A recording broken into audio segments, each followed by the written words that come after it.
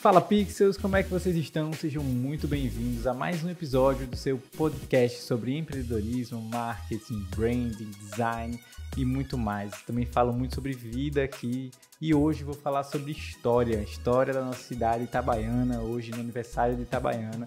Trouxe ele que tem uma lista aqui, que se eu for falar essa lista toda, o episódio vai ser só a lista. Mas já vou começar aqui, ó. Pesquisador, jornalista, professor, escritor de 28 livros. Se tiver mais depois dessa conta, ele vai me corrigir. Cineasta, fotógrafo, dono do canal O Cangaço na Literatura, que conta com mais de 320 mil inscritos e mais de 54 milhões de visualizações no YouTube. Ele que já deu entrevista para o Fábio Porchat, eu já assisti essa entrevista, e é consultor da Globo, já foi para algumas novelas e outros projetos também, que quem sabe ele não conta aqui nesse episódio. E acima de tudo, ele é um nordestino, um sergipano, um itabaianense apaixonado pela história e pela cultura, então não podia chamar ninguém além desse cara para mandar bem aqui contando sobre a nossa história. Robério Santos, muito obrigado, Robério, por estar aqui hoje. Eu fico feliz, sabe, porque Itabaiana é meu xodó. Todo lugar que eu chego e digo Itabaiana, Sergipe, para o pessoal não confundir com a Itabaiana lá da Paraíba.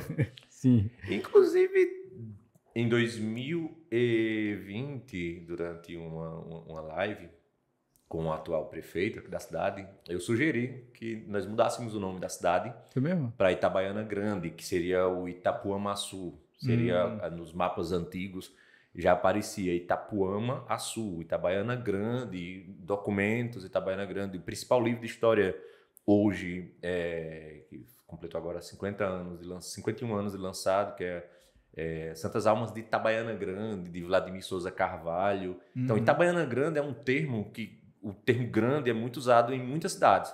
Campina Grande, Campo Grande, etc. Rio Grande, no Rio Grande do Sul. E aí eu sugeri, para diferenciar a Itabaiana da Paraíba, da Itabaiana Sergipe. E aí isso foi tipo uma brincadeira. Quando o Adailton ele toma posse, primeira coisa que ele faz, mudar tudo para Itabaiana Grande. Você já parou para pensar que hoje tudo é Itabaiana Grande? Sim. Na porta da prefeitura, nos carros, nos documentos oficiais, não é oficializado o nome da cidade. Sim. Mas como marca da cidade. E aí eu achei isso fantástico, porque nós, como itabaianenses, nós somos bairristas pra caramba, né? Quando você fala itabaiano, você enche de orgulho. Quando você vai quando eu vou palestrar em qualquer lugar, eu sou de Itabaiana, vou dar entrevista, sou de Itabaiana, Sergipe. Então, faz questão de falar, né? Claro, você chega em qualquer lugar do Brasil, você vai encontrar uma mercearia itabaiana. Assim como você encontra lojas Caruaru.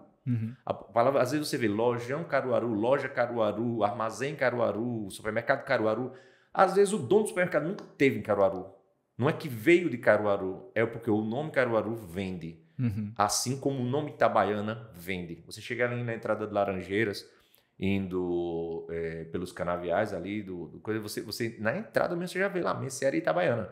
Quando você entra em Itabaiana, você desce ali a igreja, vai chegando ali perto da UFS, tá lá. Padaria, mercearia Itabaiana, duas numa cidade como Laranjeiras. Uma vez até eu fui levar a câmera para consertar e aí o rapaz me mandou referência, né? Mercearia Itabaiana, adivinha. Aí eu joguei no Google. Onde? Lá em Laranjeiras? Não, foi em... Meu Deus, Lagarto. Aí, mercearia Itabaiana. Eu joguei e tinha assim... 4 num bairro, 4 em outro. Ele me disse, mas qual bairro é? Ele me disse só que tinham 4. Então, assim, a referência mercearia Itabaiana nem funciona, de tanta mercearia Itabaiana. Eu converso muito com... Tem outro historiador muito bom em Itabaiana, José de Almeida Bispo. Ele escreveu um livro, Itabaiana, 5 séculos e tal. E nós somos da Academia de Letras e nós conversamos muito sobre isso. Eu disse, poxa, dá para fazer um mapeamento de todos os estabelecimentos comerciais que tem em Itabaiana. Sim. Nós já tivemos o Barão de Itabaiana, poucas pessoas. Então, assim, não sei se ele era nascido aqui, mas tem esse Barão de Itabaiana aí na história. Mas isso é impressionante. Então, o nome Itabaiana Grande, o termo grande, ele valoriza muito o nome da cidade. E que não é uma coisa que foi criada, é uma coisa que já vem dentro da história, em documentos, né? O Açu, em tupi, significa grande. Então, Itabaiana é uma cidade que tem uma história muito, muito grande, Nós podemos dizer assim, é o primeiro município do estado de Sergipe do interior. Que o primeiro, obviamente, você tem a cidade de Sergipe, ou como nós conhecemos, São Cristóvão. Né? Você pega alguns mapas antigos, tem lá, cidade de Sergipe. Assim como você tem cidade da Paraíba, que hoje é João Pessoa, você tem cidade do Rio de Janeiro, da Guanabara, o Rio de Janeiro, São Paulo, São Vicente, São Paulo. Então você tem, nós tínhamos nos mapas antigos o nome da capital sendo Sergipe. Sim. Tipo cidade de Sergipe, ou Sirigipe, ou Siriri, como eram também chamados em alguns mapas.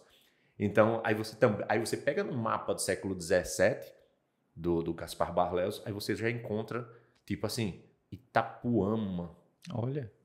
Itapuama. Só que Itapuama é Itabaiana, que é a região que está aqui. A cidade nem existia, mas já existia o nome. Ao contrário de muitos lugares que você surge a cidade, depois você dá um nome, às vezes de santo, o nome de alguém. Tipo, Simão Dias era Nápoles. Primeiro nasce como Simão Dias. Por que Nápoles, você sabe Anápolis. Dizer? É o seguinte, a primeira denominação, existem as denominações mais antigas, mas Simão Dias ela está totalmente interligada com Itabaiana na sua criação. É tanto que na entrada da cidade tem um vaqueiro, na entrada de Simão Dias, montado num cavalo e tal. Aquele senhor montado num cavalo chama Simão Dias. Simão Dias francês. É uma coisa bem lógica. Só que de onde vem esse Simão Dias? Daqui.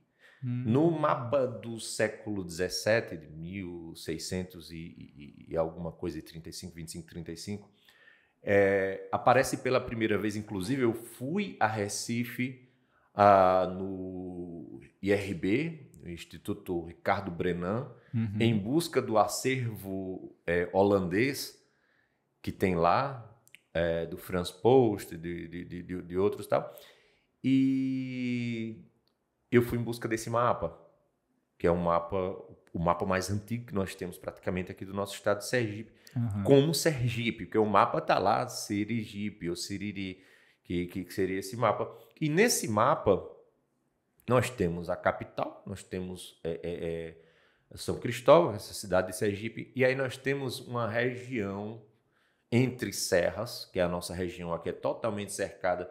Quem já subiu a Serra de Itabaiana sabe que quando você dá uma olhada, você vê serra. São serras. Você vê serra, você vai ver as serras de Alagadiço. Falam até que parece um vulcão. Né? Inclusive existe essa teoria que aqui é muito fértil por causa das cinzas do vulcão de milhões e milhões de anos, foi extinto, etc. Então, essa região, que era uma região que criava gado, tal, tem aquela coisa, estava lá, Itapuama. E nessa Itapuama tem duas coisas que se destacam. Uma, Itapuamaçu, que é a serra, Itabaiana Grande, seria a denominação da serra, que é o ponto que do mar já dava para ver. Inclusive, tem relatos em algumas cartas da passagem de Américo Vespúcio em 1501 aqui pelo litoral, e ele avista essas serras, entendeu? E relata, no caso, eles acabam relatando. Mas aí já é outra história, que não é dado nem nada de Itabaiana e tal. E aí, nesse mapa, tem duas coisas que se destacam. Uma, a igreja de Santo Antônio, ou capela de Santo Antônio, que não é aqui a que nós conhecemos, é o que nós chamamos de Igreja Velha. Sim. Tá lá, nesse mapa do século XVII. De lá que vem a história do Santo Antônio Fujão, né? Exatamente, porque é a capela de Santo Antônio. E mais ao norte, numa região hoje onde fica... hoje é município de Moita Bonita, que até 63 era Itabaiana. Moita Bonita se separa de Itabaiana em 63, um dia desse. Pouquíssimo tempo, Nós temos uma região chamada Cova da Onça. E naquele trecho de Cova da Onça, fazendo uma análise hoje pelo Google Earth e o mapa de Barlels, se colocando e fazendo uma análise, existe um desenho de uma casinha e o nome em cima, Casa de Simão Dias. Aqui. Simão Dias, aqui em Itabaiana. Olha. Simão Dias como eu estava falando para meu querido amigo Marcos Contador, eu estava conversando com ele recentemente, que eu vou fazer inclusive um documentário sobre o CPF 001, é o primeiro itabaianense. Olha. Como Itabaiana agora chegou a mais de 100 mil habitantes e tem alguns privilégios para cidades que têm mais de 100 mil habitantes, algumas verbas a mais, coisas a mais, acho mais justo fazer uma pesquisa e um documentário. Eu já fiz sobre a Igreja Velha, tem no meu canal. Sim. Pode procurar a Igreja Velha. No meu canal tem lá um documentário, fiz de forma independente, mas muito legal, muito bom mesmo. E eu quero fazer sobre o Simão Dias. Esse cara que você chega no museu, na cidade de Simão Dias, e aí tá lá falando de Itabaiana, tem tudo isso. Então, o Simão Dias, ele nasce aqui em Itabaiana, filho de um francês, chegou aqui na região com uma indígena e ele acaba nascendo, passa a ser vaqueiro, cuidando de gado aqui, depois a população começa a crescer. Daqui ele levava gado para aquela região, por aquela região ali de Simão Dias, acaba ficando por lá, ele morre e acabam dando nome ao vilarejo de Simão Dias em homenagem a ele. Sim. Depois, com o tempo, a palavra Anápolis é cidade de Ana. Entendeu? Eu não sei exatamente, existe já outro nome da cidade. Eu não sei exatamente qual, que existe outra cidade chamada Anápolis. Eu não sei se é lá para Mato Grosso, é São Paulo, vai para aquela região lá do Sudeste ou Centro-Oeste, mais ou menos aquela região. E aí a cidade começa como Simão Dias, tem outra denominação, e depois ela passa e volta a Simão Dias por ele, no caso. Essas denominações, esses topônimos, eles são bem complicados e são muito íntimos. Como Itabaiana, ela não mudou praticamente. E de onde é que veio o nome Itabaiana? Existem muitas teorias. A única que não casa, que não importa pelo menos para a pesquisa, é achar que Itabaiana é uma índia chamada Ita e que era baiana, que veio... E é uma teoria super, desculpa te interromper, super disseminada. Essa. Existem duas coisas super disseminadas. Uma, a teoria da Ita baiana, que na verdade é só pegou o termo ali e dividiu, e eu não acredito. E existe outra teoria que ela é baseada num pequeno erro de data, é comemorar o aniversário de Itabaiana em agosto, no caso hoje, dia 28. Não, Itabaiana já era município desde o século XVII. Itabaiana está fazendo 350 anos. Em outubro, acho que ano que vem, acho que se não me engano, é de 75, 1675. Itabaiana, ela tem a Irmandade das Almas, quando ela foi criada. Itabaiana teve Pelourinho, que é uma cidade para montar um município, tinha que ter um pelourinho para chicotear os escravos na região. A Irmandade das Almas, das Santas Almas do Santo do Purgatório, aqui, que foi criado, inclusive existe até hoje, a Irmandade das Almas. E uma Câmara de Vereadores. Então, o que é que acontece?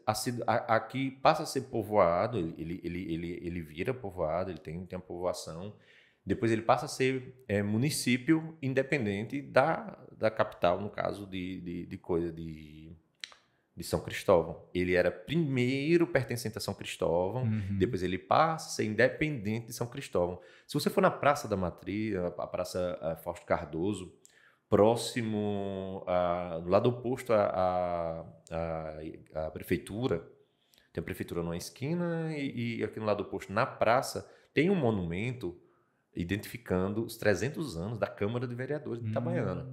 Como é que você pode ter uma Câmara de Vereadores sem ter município? Sim, não faz sentido. Não faz sentido. Esses vereadores são de onde? Para quê? Então, se você tem vereador, você tem município. Então, Itabaiana, outra coisa que tem que ser realmente trabalhada é que dia 28 de agosto de 1888 não é emancipação política de Itabaiana. Itabaiana já era emancipada desde o século XVII. Ela já era independente desde o século XVII. Quando nós chegamos agora como vila, era a vila de Itabaiana. Era município de Itabaiana com a sede na vila, aqui em Itabaiana. Tanto que os documentos oficiais do século XVIII, XIX... tal, antes de 1888, está lá, Vila de Itabaiana. Tem muito documento que está lá, Vila de Itabaiana, Vila de Itabaiana. Em 1888, 28 de agosto de 1888, aí você já tem essa mudança de vila para cidade. Quando ela passa a ser cidade, ainda ela tinha cara de povoadinho, de povoado. Tinha três espaços vazios na cidade, alguns sobrados, uma igreja, 3, um mínimo um povoado. Itabaiana ainda não tinha cara de cidade para chegar ao ponto de se tornar uma cidade naquele momento, em 1888. Mas existiam algumas questões financeiras, algumas questões, por exemplo, o professor agora já não era um professor de vila, era um professor de cidade. Aí você já ganharia mais, um funcionário agora é de uma cidade. Entendi. Você já ganha mais. Tem essa questão também dos intendentes, começam a ser agora escolhidos para tomar conta da cidade. Porque aí, uma questão política. Né? Porque na verdade é muito próximo da proclamação da República. Você lembra que nós tivemos, por exemplo, poucos meses, no caso 1 ano e poucos meses de Itabaiana, cidade império, ainda com o Brasil Império. Porque Itabaiana é 1888, 28 de agosto de 1888, ele passa a ser cidade. Aí nós passamos até o 28 de agosto de 1889, Itabaiana cidade, no Brasil Império. Aí alguns meses depois, no 15 de novembro, passamos a República. Aí agora, quer dizer, houve esse, coincidência ou não, porque na verdade não se esperava, mas já existia uma campanha muito grande para os republicanos, e aí é outra história. Sim. Já entra a Guerra de Canudos, com o Conselheiro, que era também é um grande tema aí de sua pesquisa. É, né? o Conselheiro, é o meu próximo livro, meu 29º. Você tá certo. Tô certo. Tá certo. 29º, esse é o 28º. Legal. É o 28º. Então, o que é que acontece? Eu acho muito legal esse momento da Itabaiana, porque aí você começa a ter agora, com um Brasil República, você vai ter os comandantes locais, não que não existissem antes, mas você vai ter agora os intendentes nesse princípio. Os presidentes, entendeu? O que é o presidente? O presidente é o que é equivalente a governador hoje. Era o presidente de Sergipe, era o presidente da Bahia, o presidente de Pernambuco, entendeu? E aí você teria no município os intendentes. Aí você chega na década de 30, nós temos o nosso primeiro prefeito. Veja que nós passamos de 88 até a década de 30, 34 para 35, praticamente nesse período dos intendentes. Aí entra o primeiro prefeito de Itabaiana na década de 30, que é Silvio Teixeira. Silvio Teixeira, que entra na cidade. Eu costumo dizer que Silvio Teixeira, ele foi, assim, podemos dizer assim, o primeiro grande marco na história de Itabaiana, que ele já chegou trabalhando de uma forma incrível. Começou a calçar ruas, começou a botar meio-fio em praça. Então aí já começou a ter uma cara mais de cidade, né? Agora sim. Aí vem o coreto da praça com ele, a primeira escola estadual em Itabaiana, do interior de Sergipe, que foi em Itabaiana, que é o Guilhermino Bezerra, que está lá intacto, tem um nome em cima, junto com o governo de Heronísio de Carvalho. Então você tem a Itabaiana agora, as praças se urbanizando, o comércio aumentando, tempos depois a feira já deixando só de ser o sábado e passando também a ser no domingo. Os mercados dos Pebas e Cabaús que não existiam mais, passaram a não existir. E agora nós temos um mercado. Tinha um mercado ao lado da igreja, não. Atualmente hoje é a prefeitura, depois passou a ser Banco do Brasil, depois ser o cartório, que é colado. O cartório de primeiro ofício era um mercado. Depois passou a ser um mercado de carne, depois passou a ser mercado municipal. Depois passou a ser o Banco do Brasil, antes de ir para outro local que é até hoje, na década de 60. E depois passou a ser um cartório, que agora o cartório está no shopping. Mudou dali, nem passei por lá, nem sei o que é que tem lá hoje. E aí o que é que acontece? Silvio Teixeira, ele consegue... Então, ainda no governo de Antônio Dutra já estava sendo construído o mercado, que hoje é o de Zezé de Bevenuto, que é aquele em frente ao G. Barbosa. O comércio começa a crescer, a cadeia pública se fortalece, Itabaiana passa a ser um polo. A feira ela começa a tomar força nesse muito momento maior. Itabaiana era uma cidade que tinha 2 cinemas, Já nessa época? Não, nessa época só tinha um. Depois ele passa a ter 2. Rapaz. Que era o Santo Antônio, hoje onde é o Nunes Peixoto. Sim. E o outro, que era o do Zeca Mesquita, Cine Popular, ficava onde hoje acho que não tem nem mais ali, que hoje parece estar no shopping como FM, que é a Princesa. Que sim. era a AM, sim. E eles passaram agora a FM, que está no shopping. E onde ela fica ali pertinho da Galeria de Andrade. Sim. Ali era o cinema popular de Zeca Mesquita. E até a gente estava conversando antes, né, Roberto? Você me falou que tinha um teatro aqui em Itabaiana antes, né? Tinha. Existem por ali relatos, também, né? Lá na praça, não, na Praça Santo Antônio, Largo Santo Antônio. Ah, tá.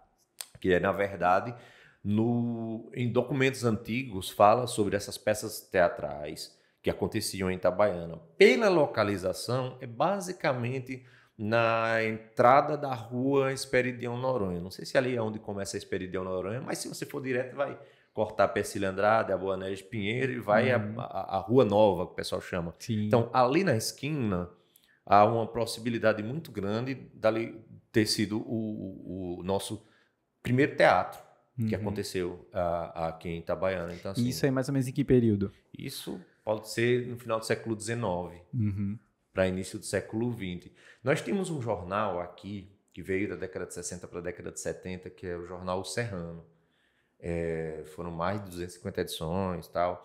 E tem uma matéria muito, muito boa, que fala em detalhes, porque eles, na década de 60, ainda tinha gente com 80, 90 anos, que eles tiveram acesso, os parentes dele e tal. Então, são pessoas que nasceram no século XIX. Então, são pessoas que conheceram esse teatro, que eles trazem pela primeira vez isso, que vinham peças teatrais, se apresentavam nesse local. E hoje não temos um teatro em Itabaiana. Como que você acha que isso se perdeu? Muita coisa se perdeu em Itabaiana. Veja que, como eu falei agora há pouco, nós passamos um período, uns 40 anos quase, sem um cinema. Na verdade, se deslocar para a capital.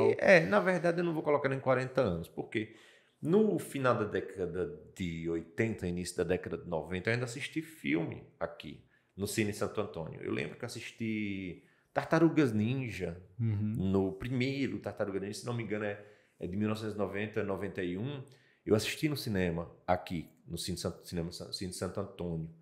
Que fica hoje exatamente onde é a entrada da garagem do Nunes Peixoto. Sim. Não é onde é o Nunes Peixoto todo, é onde é a garagem, a entrada. Você sai ali a entrada, você pegar fotos antigas e um marco que tem. Eu já fiz essa triangulação para saber exatamente, porque assim, quando eu chegava no quiosque, que tem ali na praça, você olhava para o lado, essa é a visão que eu tenho. Quando eu olhava para o lado esquerdo, eu acabava vendo os cartazes, só que eu nunca tinha entrado. Quando foi um dia, eu acabei indo com meu pai acabou levando e foi a primeira vez que eu fui ao cinema. Foi ver esse filme das Tartarugas Ninja. Então, eu sei que era ali. Então, assim, Itabaiana tinha um cinema, tinha 2 cinemas. Itabaiana teve esse teatro. Itabaiana já teve museus, se não me engano, 2 museus no passado. Itabaiana tinha muito grupos teatrais, já teve grupo teatral, inclusive eu tenho alguns cartazes que eu guardo, cartazes legal. Muito antigos, desses grupos teatrais se apresentando e tal. Tinha apresentações teatrais, na falta de um teatro, eles se apresentavam no cinema, chama Cine Teatro, eles pegavam, tipo assim, eles geralmente tinham a tela e tinha um espacinho, né? Tipo um palco, tablado, né? Um palco para apresentações musicais. Eu tenho várias fotos de apresentações musicais no cinema popular, no cine popular e tal. Então, assim, essa era uma Itabaiana, não que hoje não esteja melhor, hoje, eu acredito que hoje esteja muito, muito melhor. Mas essa Itabaiana que começa a ferver nesse primeiro momento, com esse primeiro prefeito, com Silvio Teixeira, inclusive é enterrado aqui no cemitério de Santo Antônio de Almas. Qualquer pessoa que entrar na rua, que chama de rua principal ali do cemitério, antes de chegar na capela, no lado direito, está lá Silvio Teixeira, que inclusive eu acho fantástico quando professores levam os alunos para o cemitério. Eu não faço isso porque senão o povo vai dizer levando meus filhos para o cemitério. Não. Todo lugar do mundo. Você vai em São Paulo, você vai lá no cemitério, tem passeios guiados nos personagens históricos. É como se fosse um museu, vamos colocar assim, né? Poxa, você visitar a sepultura de Monteiro Lobato, sepultura fica bem pertinho, de Monteiro Lobato, Mário e Oswaldo de Andrade, fica bem pertinho, os três assim e tal. Tem visitas noturnas a esses cemitérios. Então, assim, eu acho o cemitério de Santo Antônio de Almas, de Itabaiana, tem muita história. Eu acho que isso pode ser trazido para a sala de aula, para as escolas, professores de história, de literatura, se unirem, professor de história e literatura, porque você vai traçar os escritores que tem aí no cemitério, os nomes das ruas, por exemplo. Sim. Você pegar uma turma de 20 alunos e coletar o nome da rua. Tá, o Pecílio Andrade. Eu moro na Pecílio Andrade. Pô, vamos lá na sepultura do Pecílio Andrade. Você vai chegar lá, vai ver quem está enterrado com ele. Tem um filho que está enterrado com ele, a esposa. Contextualizar, uma foto. Aí você vai pegar aqui um resumo. Aí o professor vai contar quem foi Pecílio Andrade. Ele foi um comerciante, ele foi fotógrafo. E ele fez isso. Então, assim, eu acredito que seja muito interessante. Acho que isso tangibiliza muito, né? A história pra gente. Porque às vezes, Pecílio Andrade, a pessoa tá lá, é só o nome da rua, nem procura saber quem é, nem a história, né? Então, eu escrevi a história de Pecílio Andrade num livro em 2013. Álbum de Itabaiana. Não sei se você já viu. É um livro grande. Eu já vi no seu canal. São fotos. Isso, eu já fiz uns vídeos mostrando antes e depois da cidade com esse livro. Lá na praça. Então, assim... Quando eu fiz junto com, inclusive, com o Vladimir Souza Carvalho, o livro com o desembargador Vladimir, são os 3 primeiros fotógrafos, por exemplo. Minha linha de pesquisa inicial foi a fotografia, porque eu não só queria ouvir. Uma coisa aqui que a gente estava falando, que Simão Dias nasceu aqui, que foi para Simão Dias e voltou e tem estátua. Tudo isso são palavras. E eu gosto muito de ver. Eu gosto muito de sentir. Então, assim, como eu tenho um fascínio muito grande por Itabaiana, eu comecei a estudar a história de Itabaiana por exemplo, temos Vanderlei. Vanderlei é um grande historiador aqui de Itabaiana e ele estudou mais os documentos. Então, ele foi atrás da documentação, os documentos que passam de Itabaiana de vila a cidade, documentos de escravos e tal. Então, o mundo dele foi a documentação. Aí você pega Almeida Bispo. Almeida estuda muito formação social. A formação da feira, a formação da igreja, o Santo Antônio Fujão, essas histórias. Então, Almeida ele trabalha muito isso. Já eu, Robério Santos, meu campo mesmo de trabalho foi a fotografia e continua sendo a fotografia. E vou morrer estudando a fotografia de um modo geral, de Itabaiana, do cangaço, de outras coisas. Então, assim, eu acho a fotografia, por exemplo, Itabaiana, a fotografia, ela nasce em Itabaiana. Puxando o saco de Itabaiana de novo. A fotografia, ela nasce em Itabaiana, ainda como uma Itabaiana vila. Então, um moço, ainda jovem, em 1871, vai a Salvador e compra uma câmera fotográfica. Ele compra uma câmera fotográfica. Que, cá para nós, uma câmera fotográfica em 1871... Época, um avião.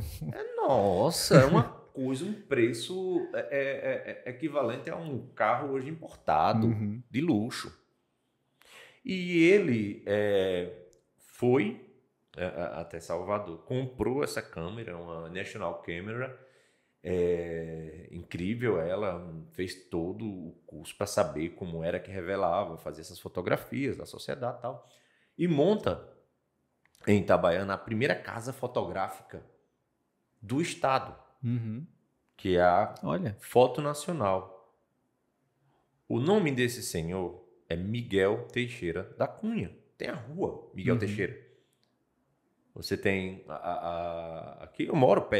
A Miguel Teixeira, ela cruza quase com a José Mesquita da Silveira.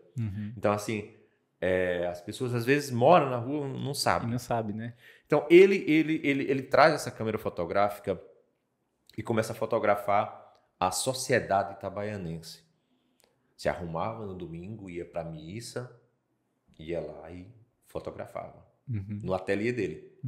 Só que Miguel Teixeira da Cunha, ele começou também a fotografar a Itabaiana do século XIX, as ruas, as festas no início do século XX, a festa do mastro, que tinha uma festa gigantesca do mastro em Itabaiana, as movimentações culturais, o relógio colocado na igreja, bota a câmera lá para tirar foto da igreja. Ele fez uma documentação mesmo visual. Ele fez uma documentação visual e ele tinha um ajudante, que é ainda parente dele, né, que era o João Teixeira Lobo. Ele é Miguel Teixeira da Cunha, então Teixeira e o Teixeira Lobo. No caso, ele tinha um ajudante, que era um menino jovem, acho que era sobrinho dele, ainda parente. E esse menino, ao casar no final da década de 10, passa a ser o herdeiro dele, que aí é o Joãozinho Retratista. Ele passa a ser o herdeiro dele. E aí ele fica lá no mesmo ateliê, tirando as fotos. Se eu não me engano, tem até no seu canal sobre ele. Tem, Joãozinho Retratista. Eu fiz um curta-metragem e tal. Eu sou biógrafo do Joãozinho Retratista. Eu biografei o Joãozinho e tal. Paralelamente a Joãozinho, existia um outro fotógrafo, que é o Persílio da Costa Andrade, que tinha uma câmera e era despretensioso. Ele tirava foto do povo indo para missa, as festas na rua, o povo na feira, o povo nas festinhas de Natal. E aí o que foi que aconteceu? Peguei todo o acervo desses 3 fotógrafos e transformei num livro, junto com Vladimir, que é o álbum de Itabaiana, um dos livros mais importantes. Por quê? Porque daqui a 100 anos essas fotos vão estar guardadas nesse livro. Os livros que catalogadas, né? Os livros que vieram depois desse livro de 2013, contando essa história de Itabaiana, desses 3 fotógrafos e a história de Itabaiana visualmente. Por quê? Qual a importância desse livro, o álbum de Itabaiana? Porque agora você vai conseguir ver a Itabaiana de 120 anos atrás. Você vai ver a praça sem uma única árvore e uma igreja sozinha, com algumas casas junto dela. E hoje você chega na praça, você tem que chegar perto da igreja para ver a igreja. Você vai ver as ruas ainda com marcas de... Tipo, a Rua do Sol, que é a rua atrás da igreja, com marcas de carroça. Aquelas marcas de carroça com pneu de madeira, como se fosse carro de boi. Aí você percebe que é fininho passando. Aí você percebe que não são carros, aí não tem carro. E até, Robério, você falou disso, eu me lembrei que eu trouxe meus avós aqui, entrevistei eles aqui. Olha que legal. Que eu queria entender, né? Minha avó é Lúcia do Doce, não sei se você já ouviu falar dela, mas ela vendia na feira, né? Depois ela abriu uma doceria. E meu avô, Persílio, trouxe eles para entender um pouco, né? De como que era antigamente a vida deles, Itabaiana e também... Não é Persílio Andrade seu avô, não, né? Não, é outro Persílio. Eu tenho Andrade, mas é da minha avó. Também Andrade. Olha aí. Quem sabe, não tem algum parentesco. Parentesco. Porque antigamente o pessoal costumava botar nome de parentes em homenagem ao parente. Ainda hoje tem isso. E aí eles trouxeram essa realidade de carro de boi, sabe? De tudo muito longe, de vir andando das queimadas para cá, para comprar uma coisa. Essa queimada era longe, era um povoado. Então, assim, eles trouxeram essa realidade que você colocou agora, de carro de boi e tal, e assim... Foi bem interessante trazer essa perspectiva. Até a década de 50, podemos dizer assim, a distribuição de água em Itabaiana, até a década de 50 e 60, era feita, por exemplo, com um lombo de burro, que era levado para as casas. Nós temos algumas fotografias que eram colocadas água para ser levado para abastecer, tipo o pote, um purrão, chamava de purrão, colocava assim no canto, que é um purrão, um pote muito grande, que é herdado do tempo dos povos originários. Inclusive eles faziam enterros dentro desses purrões. Quando a pessoa acabava morrendo, eles colocavam dentro desses purrões e enterravam. É tanto que se você for no Max, aqui no Museu Arqueológico de Xingó, né? Você vê que existiam alguns corpos foram encontrados dentro dessas urnas funerárias feitas de barro, tal, aquela coisa. Então, assim, era muito parecido assim. Cara, até a década de 50 ainda entregando água numa cidade como Itabaiana, no lombo de burro. Uma cidade que você tinha um tanque no meio da cidade, onde é o Mercadão. Tá falando o quê? 70 anos atrás, mais ou menos? Cara, muito pouco. Ele acho que foi só...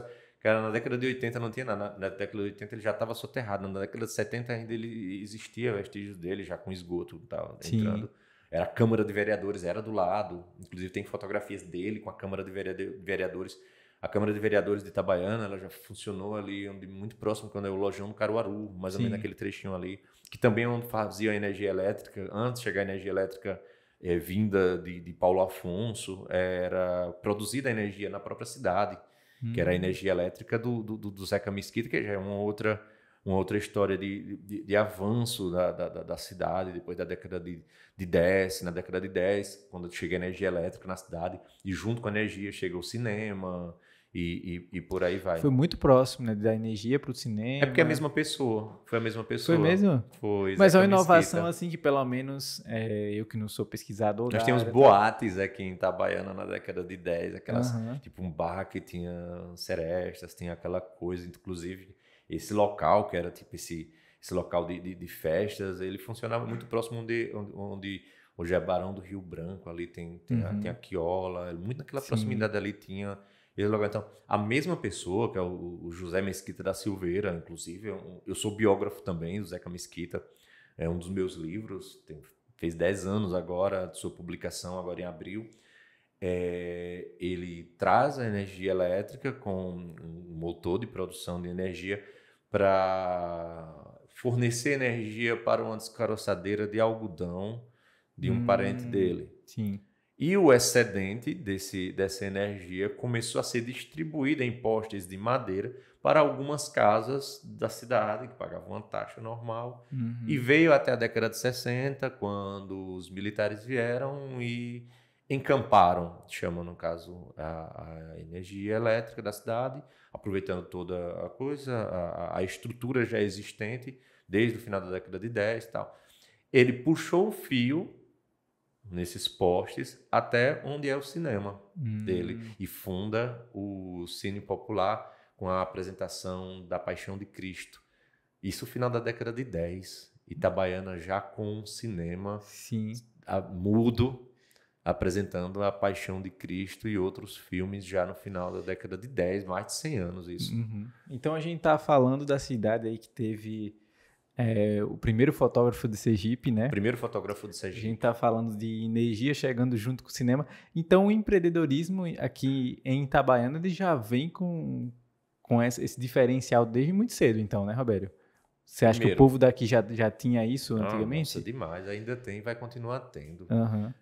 Itabaiana, nós temos origens judaicas. Nós temos origens muito voltadas ao comércio, ao negócio. Aí você diz assim, nossa, que exagero. Não.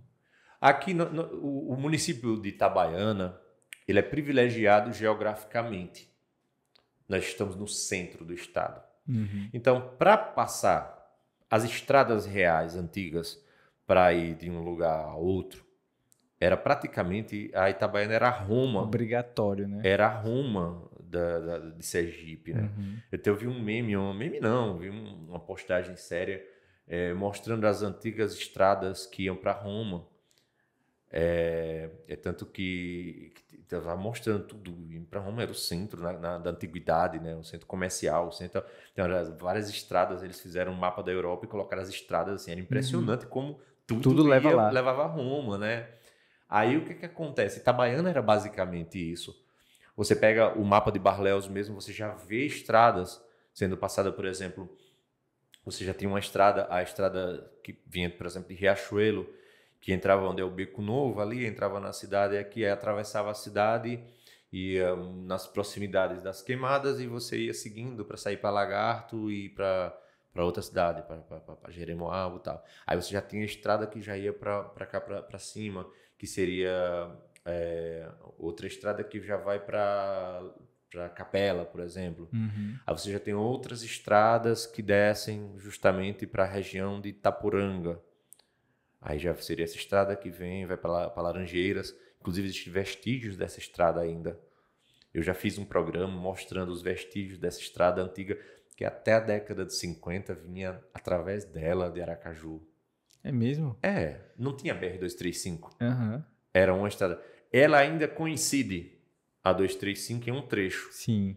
que seria entre as duas serras, o Boqueirão ali, entre as duas serras, até Areia Branca. Aquele trecho ainda é quase o originário da coisa. Mas aqui, olha como era interessante para se chegar em Aracaju. Na antiguidade, quando não tinha carro, era de burro, lombo de burro mesmo, carroça tal, e tudo. Você acabava saindo aqui de Itabaiana e ia pela rua, se não me engano, pela rua Itapuranga. Aí você seguia ali, pegava perto do Pirata, entrava pelo Distrito Industrial.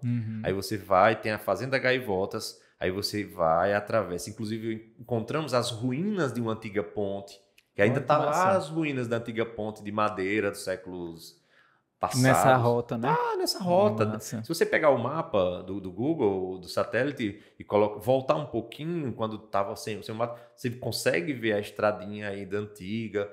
Aí ele vai ali por dentro, você consegue ver a estrada, aí ele junta com essa atual 235. Quando entra em Areia Branca, ao invés de pegar a direita naquela pomba, você pega a esquerda numa estradinha. Aí ela vai direto, aí vai cair lá na região do Cotiguiba, o Vale do Cotiguiba. E essa estrada existe. Aí agora essa estrada ainda está intacta. E vai de Areia Branca até ali nas proximidades da Igreja de Jesus Maria e José, que é uma capela muito antiga que fica dentro do canavial. Aí ali você vai por dentro e cai dentro de Laranjeiras. Em Laranjeiras pegava os saveiros, o pessoal na época, o pessoal ia muitas vezes andando mesmo ali, aí pegava o barco, ia pelo rio Cotiguiba para sair em Aracaju. Tá. Depois fazia o percurso, isso para cá. E era isso, era muito comum. Quando passou o tempo, aí isso era antigamente. Quando os carros começaram a surgir, aí fazia esse mesmo percurso, só que ao invés de ir de barco, agora já tinha uma estrada que ia para Aracaju por Socorro. Que é a estrada que ainda existe hoje. Sim. Aí já ia agora de carro, chegava em Socorro, entrava em Aracaju, que era a estrada antiga. E vinha e um ônibus, tem foto de um ônibus de motinha com o nome Itabaiana, que vinha de Aracaju. Depois, na década de 50, constrói a que nós conhecemos hoje, a 235. Quer dizer, fazia todo um passeio por Itabaiana, por pelas Laranjeiras. Hoje você consegue fazer o mesmo percurso. Sim. Você só não consegue fazer o percurso até a entrada dessa antiga estrada, quando ela encaixa com a atual 235. Porque é tudo terreno hoje. Mas a estrada ela ainda existe. As ruínas da ponte ali do rio, não sei se ali é Rio das Pedras, não é Rio das Pedras, é outro nome do riacho ali, tem essa ponte. Então assim, nossa, isso tudo... Aí, onde é que eu quero chegar? Veja, que eu falei lá do Simão Dias, eu vim para Itabaiana, de Vila Cidade, eu trabalhei, falamos desse possível teatro, 2 cinemas, nós falamos sobre um Silvio Teixeira, falamos sobre estradas, falamos sobre todo esse empreendedorismo de Itabaiana, de trazer... onde as pessoas vinham trazer seus produtos para ser vendido aqui, já que a feira era muito forte. Nós temos fotografias do início do século XX da feira, com o mercado dos Cabaús, onde é o mercado hoje é o mercado Zezé de Bevenuto, ficava um grande mercado, que era um mercado que eram só colunas e uma parte superior. Não era um mercado como nós conhecemos. Eram colunas altíssimas e um telhado cobrindo todo esse mercado para as pessoas ficarem embaixo para fazer suas compras, escambos ou venda mesmo. Porque o escambo acontecia muito aqui na região. Você trazia até um bode e levava... hoje, né, tem a Feira das Trocas, né? Que na verdade, Feira das Trocas é ainda um resquício das feiras arcaicas. Ainda é o que nós temos ainda como coisa. Por exemplo, a palavra escambo vem de um termo câmbio em espanhol, que é troca. Que você tem palavras do carro, câmbio do carro, que é troca de marcha. Cambiar, casa de câmbio, você troca moedas. O câmbio do câmbio, escuta, né? É trocar a voz de um para o outro. Câmbio, então, trocando. Então, escambo, que é troca, vem de escambo, escambio, de cambiar, vem de cambiar, que é trocar. Então, quando você chama de feira das trocas, é a feira do câmbio também. É a feira de trocar, ou seja, você levar um produto que hoje não tem mais a troca. Mas o nome ficou. O nome ficou. Você não chega lá com... Você pode até conseguir uma troca boa. Você chega lá com a moto para vender. Raramente você vai... Não, eu tô aqui com a moto na feira das trocas para trocar. Eu trouxe aqui um produto para trocar por outro produto. Não, você traz para vender. Você não encontra troca. Sim. Muitas vezes você encontra, mas não é comum. Sim. Então, assim, eu sempre vejo a feira... Quando eu chego numa cidade de interior, eu sempre vou para a feira das trocas. Quando você vai na feira das trocas, você consegue voltar no tempo e entender as origens daquela feira. Como ela surge. É a forma mais arcaica. Que ainda é uma coisa bem... A feira mesmo oficial. Você tem uma banca organizada. Cobrança, licença. A cobrança de imposto, aquela coisa. Já nas feiras antigas... Tem até tem uma história muito, muito curiosa de feira. Não aconteceu aqui. Acontece lá na Paraíba. Tem uma cidade chamada Fagundes, na Paraíba. No século XIX, o governo começou a cobrar uns impostos sobre o imposto do chão. O que é o imposto do chão? O imposto do chão é o seguinte: se você tem aqui um local de venda, você vai vender, você faz bonequinhos de barro. Aí você vende toda a feira ali. Aí você vai pagar por aquele chão que você está vendendo ali, aquele espaço. Aí você pagava um imposto. Se você vendia banana, aí você pagava imposto. Aí o cara vendia banana lá e chegou o cara da prefeitura, só a partir da próxima feira você vai pagar X por esse espaço. Hoje não, que você só está todo mundo sendo avisado. Ele tá bom. O fiscal chegou na outra feira, o cara tava com um cesto na cabeça e as bananas dentro do cesto no mesmo local, porque os clientes sabiam que ia encontrar ele. Sim. Aí quando ele foi cobrar, eu não botei no chão.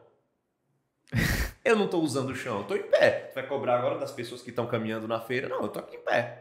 Aí faz assim, esperto você, mas... Aí o coisa chegou e disse assim, tá quanta banana? Aí ele falou, tá 10 cruzeiros a coisa. Pronto, eu quero 4 dúzias. E agora? Aí ele pegou, tirou e colocou no chão. Quando tirou no chão, ele pegou e entregou o papel e disse assim, pronto, agora você está usando o chão, você vai pagar. Então, essa história, ela aconteceu. Aí, muito tempo depois, teve as guerras lá do... Não é a guerra, foi uma revolta. São duas. O ronco das abelhas. É tanto que teve essa guerra chamada de... o ronco das abelhas. É tanto que o pessoal mais antigo diz que é do tempo do ronca.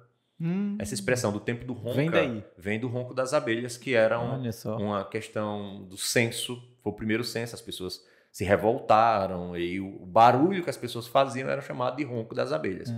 Isso lá na Paraíba, século XIX, década de 50, 60. Aí depois tem os quebra-quilos, já na década de 70, que aí foi mudar o sistema métrico de medidas. No caso, de arroba para quilo, para tonelada, de onça para quilo, de légua para quilômetro, de tarefa para metro quadrado, e aí o povo não gostou. Sim. Aí se revoltaram e começaram a pegar os quilos que eram trazidos pelo governo federal, no caso o Brasil Império, já pesando com o número 1, 2 quilos, 5 quilos, Sim. 10 quilos, e começaram a jogar no açude, e foi uma revolução. E os principais dessas pessoas que acabaram se revoltando contra o governo, eles acabaram sendo executados com coisa de tortura. Isso é questão lá.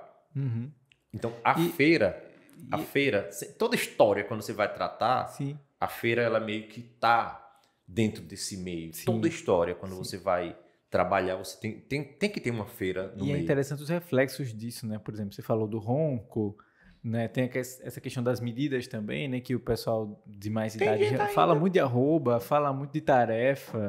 Se for falar com o meu avô, ele quantas tarefas é isso aqui? Bom, eu tava vendendo um terreno agora, o cara disse, são quantas tarefas? Eu disse, moço, eu não sei não. São 2.000 metros quadrados. Sim. Mas mas dá em quanto em tarefa? Agora. Aí hoje o celular, você vai lá, bota 2.000 metros quadrados, você faz a conversão, vai dar. Sim. Aí aparecem 3 tipos de tarefa. Na Bahia é uma tarefa, que Sergipe é outra, não sei onde eles, meu Deus, agora para saber. Entendeu? Assim, então, assim, a cuia era mais usado que quilo. No caso, antes do quilo era a cuia. Seria que era uma medida? Era a medida, era uma medida. Por exemplo, a latada, Sim, até hoje o pessoal hoje usa. Você chega na feira, o pessoal assim, uma lata, você já compra hoje o quilo de amendoim. Mas ainda você chega na feira e você diz assim, uma lata de amendoim. E até em hortifrutis tem a lata para você colocar, né? Tem a lata. Eles pesam, mas você tem a latinha. Mas aí, no caso, é diferente. É diferente. Você não é mais a medida, compra, né? Mas você não compra a lata. A lata só está sendo usada. Mas na feira ainda compra. Mas na feira compra. Uhum. A lata de feijão maduro. Sim. É uma latinha de óleo, né? De óleo. E tem ali. Ele coloca, ainda bota a mãozinha, agrado.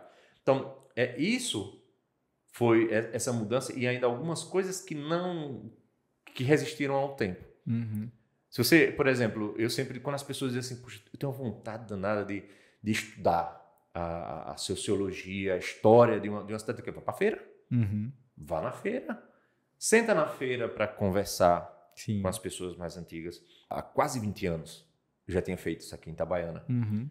E é impressionante como o itabaianense ele trata o termo comercial, o tino comercial e o financeiro como regra. Eu vou dar um exemplo. Quando eu li pela primeira vez O Pequeno Príncipe, do Antoine, de Saint-Exupéry, ele tem um trecho que reflete muito a Itabaiana, que ele diz assim, que as pessoas não dizem que tem uma casa grande, ela tem uma casa de 500 mil reais. Tá lá. Uhum. O Pequeno Príncipe conversa que realmente no livro do Antoine ele diz que as pessoas não dizem assim, eu moro numa casa confortável. Uhum. Ela diz que mora numa casa de 500 mil reais. Então você, nossa, então deve ser legal a casa de 500 mil reais. O itabaianense, ele tem muito disso. Fulano tem 10 carretas. Você não diz que é uma pessoa estudada, que é uma pessoa boa, é uma pessoa que fez... Não. É o que tem depois o que é. É o que tem depois o que é. Eu já vi casos de relacionamentos que a pessoa é apresentada à família porque é filho de fulano. Isso pesa muito aqui em Itabaiana, né? É filho de fulano. Fulano de não sei quem. Fulano de fulano de fulano. Então, rapaz, então, às vezes não vale nada. Mas tem referência. Mas aí, você não dizendo que seja uma pessoa ruim. Sim. Mas eu estou falando do costume. Do costume. Hoje, por exemplo, eu dei aula, eu fui professor 22 anos. Hoje, se você me perguntar, o que você é? Entendeu? O que você é? Hoje eu digo a todo mundo, eu sou escritor. Eu escolhi hoje ser escritor. Eu escolhi viver da literatura. Essa transição, eu já era professor antes, eu passo a ser professor e escritor, depois eu deixo de ser professor e me dedico só à literatura. Uhum. E isso, quando falo aqui em Itabaiana, que é uma cidade maravilhosa para tudo, maravilhosa, ainda tem essa relutância, ainda as pessoas ainda perguntam, sim, mas para quê? Como? E vai viver de quê? Entendeu? Que tem muito essa questão do financeiro, né? E por não ser uma cultura que valoriza tanto, talvez, a escrita, a literatura, já associa logo ao financeiro negativo. Já associa a, como eu posso dizer, é como se tivesse dado errado. Isso, quando na verdade é o contrário. É o contrário. Esse livro já é adotado em Natal e em Cabo Frio, no Rio de Janeiro, por exemplo. Legal. Em sala de aula, ao lado de obras como Alta Compadecida, Vidas Secas, o 15 da Raquel de Queiroz. Eu vou palestro, levo também. Eles aproveitam que dos que foram adotados esse ano, eu sou o único vivo. E você conseguir, por exemplo, hoje, o meu trabalho ser estudado, por exemplo, na UFS, não meus livros, mas o meu trabalho já foi transformado em livro didático para ser ensinado com relação à produção. Então, assim, você encontrar um aluno e dizer, cara, eu estou estudando você. Isso é maravilhoso. Eu já ia até falar sobre isso, que geralmente, nessa parte aí didática, né, literatura didática, a gente vai ter autores aí muito antigos que já faleceram, não tem esse contato. Então, quando vem uma pessoa como você, ainda jovem, vivo, isso é maravilhoso. Você tem canal no YouTube, pô, você tem Instagram, onde você responde as pessoas, né? Isso aí agrega demais. É isso que eu tento. Aí eu volto a Itabaiana. Sim. sobre isso. Não é ruim. Não é porque as pessoas são ruins. É a cultura. Exato, a cultura do financeiro, né? Que a gente tá falando. Cultura do financeiro, é a valorização do financeiro, que não é ruim, porque sem o financeiro, como eu vou publicar um livro, como eu vou fazer uma viagem para fazer uma pesquisa. Mas isso mudou. Sim. Mudou. Itabaiana, nos últimos 10 anos, houve uma mudança fantástica. Mas ainda é pouco. Eu acho que Itabaiana só vai ver esse próximo passo no campo literário quando tivermos uma livraria, uma grande livraria. Imagina você pegar aqui, você tem um espaço, o melhor espaço que eu vejo, até eu sempre converso com o pessoal, no Shopping Peixoto, tem um espaço que está os objetos de Seu Basto, que é o pai de Seu Messias. Sim. Que até teve uma exposição agora recentemente de telas de artistas plásticos itabaianenses. Aquele espaço ali, inclusive já tem uma loja de artesanato perto, que é perto daquela praça ali de eventos, é bem na esquina. Eu só olho aquilo ali e só vejo uma grande livraria. Sim. Uma livraria com um pequeno café, um espaço para você poder ler, se quiser ir ler lá mesmo, pega um livro, senta lá e vai ler. Que já ajuda essa mudança de cultura, né, Roberto? Já. Eu queria muito, até deixo à disposição, quem for montar essa livraria, eu estou à disposição para uma consultoria com relação a ideias de como empregar essa livraria. Isso eu vou pegar, por exemplo, essa ideia de um pequeno espaço para o lançamento que eu captei lá no Marketplace, em São Paulo. Já vi em outra livraria em Teresina, que tem um espaço, um café já para leitura. As pessoas realmente vão para ali, para aquele espaço, para ficar lendo, tomando um cafezinho. Os livros do próprio estabelecimento. Sim. Porque talvez as pessoas pensem assim, tipo, poxa, então o cara vai comprar, vai ler o livro ali e não vai comprar. Às vezes as pessoas... Há uma pesquisa que quem lê ali um livro, quem se dá o gasto de ficar ali 3, 4 horas sentado lendo ali um livro, é uma pessoa que gosta de literatura. Então, há uma probabilidade muito maior daquela pessoa comprar, talvez não aquele livro ali, mas comprar outro livro, tomar um café. E isso tem até a ver com marketing, né, Roberto? Com que aí entra a minha hora, porque a gente vai estar oferecendo uma amostra, né? Você vai poder amostrar, vai poder, melhor, aproveitar aquela amostra, vai poder sentir a experiência lá, o cheiro do café, de repente até tomando um cafezinho mesmo. Deixa eu mexer. Aqui foi do nosso São João. Gostei. Tem tudo a ver. Eu acho que eu vou até deixar. Deixa aí, não. Nós estamos falando aqui de cultura aí, entra uma arraiada. Teve tudo a ver.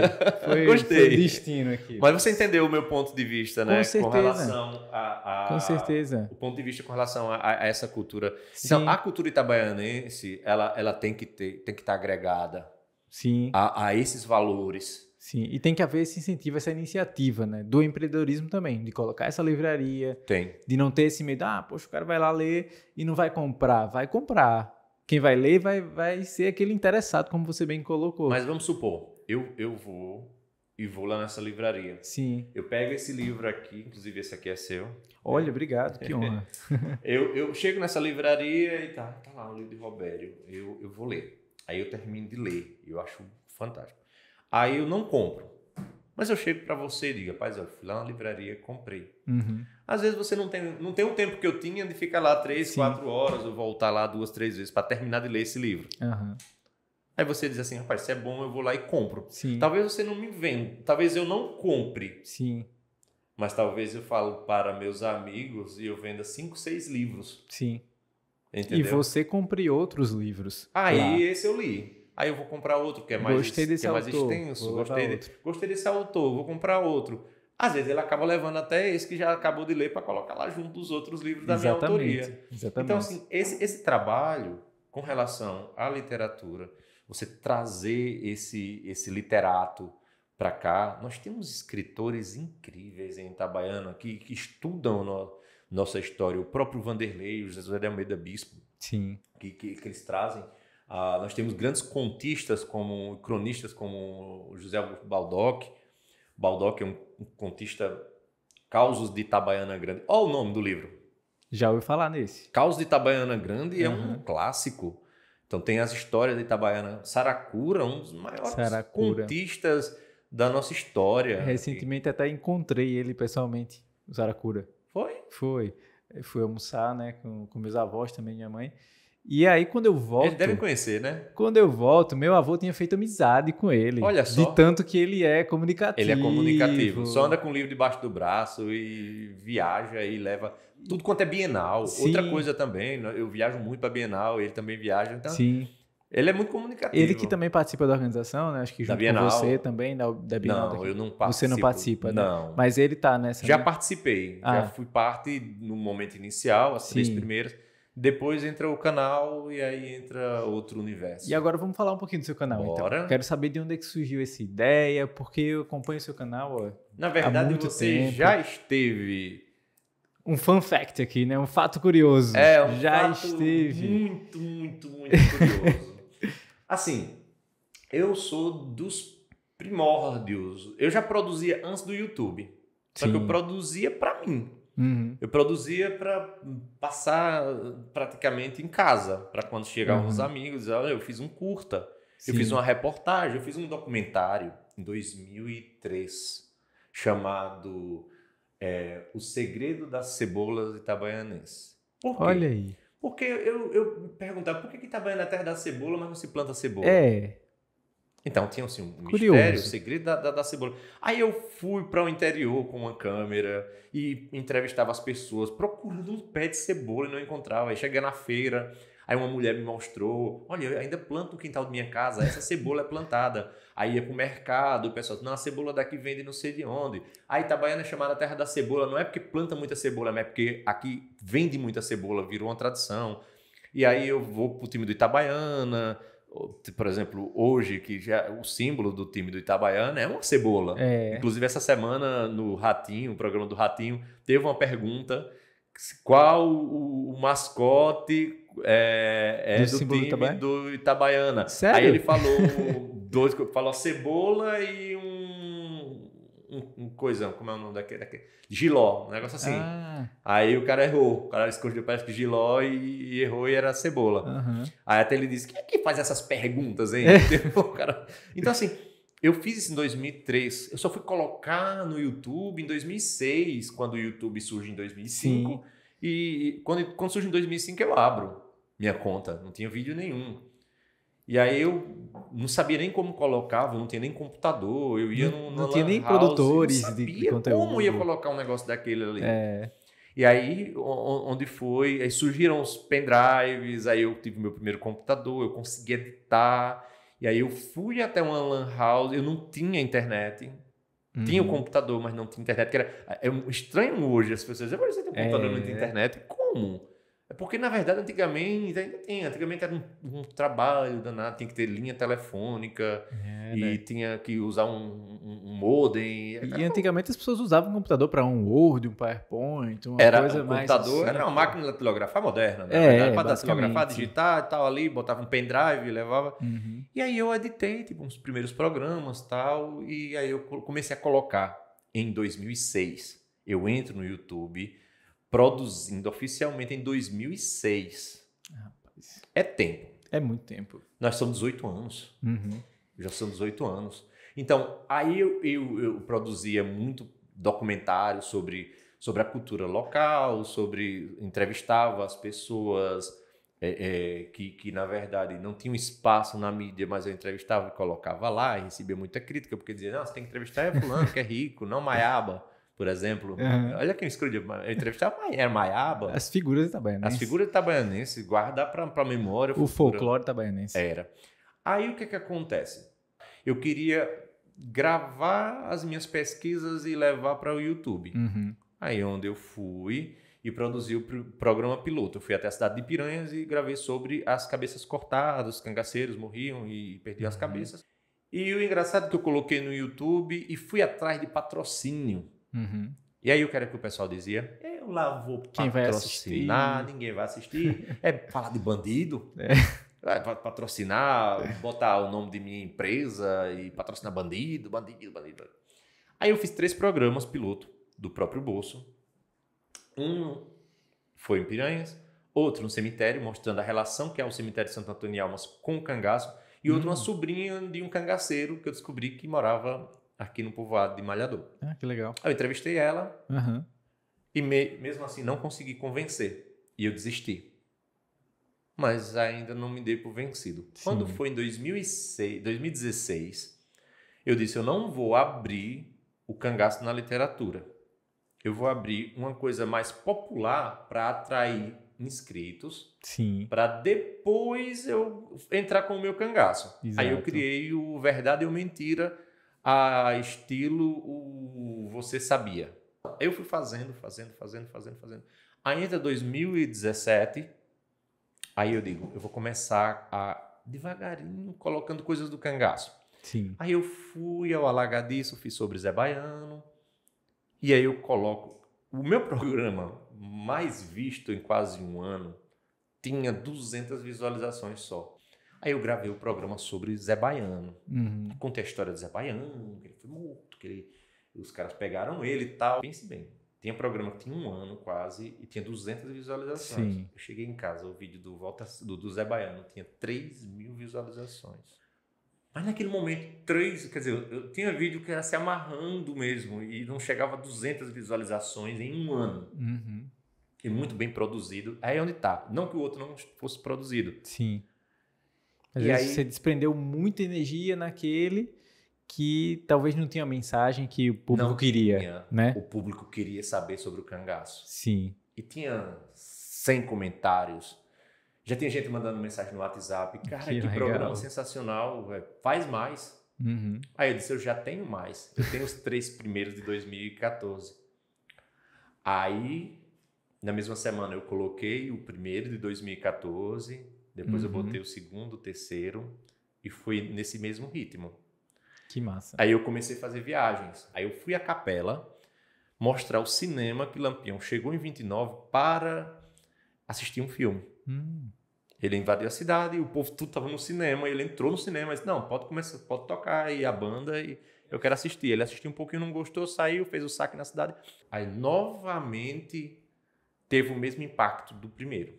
Mas nesse eu já digo que já seria a transição entre o Verdade ou Mentira para o tipo Verdade ou Mentira 47, foi o anterior, para o Cangaço na Literatura. Você utilizando sua marca. Agora era a marca, o Cangaço na Literatura. Era a mesma interrogação do Verdade ou Mentira, só que agora com um chapeuzinho de cangaceiro. Sim. Que é isso aqui. Isso aí, sim. Aí eu venho com a marca. Isso não tinha feito um ano ainda o canal, faltava eram 11 meses, aí eu já tinha feito esses 2 programas novos.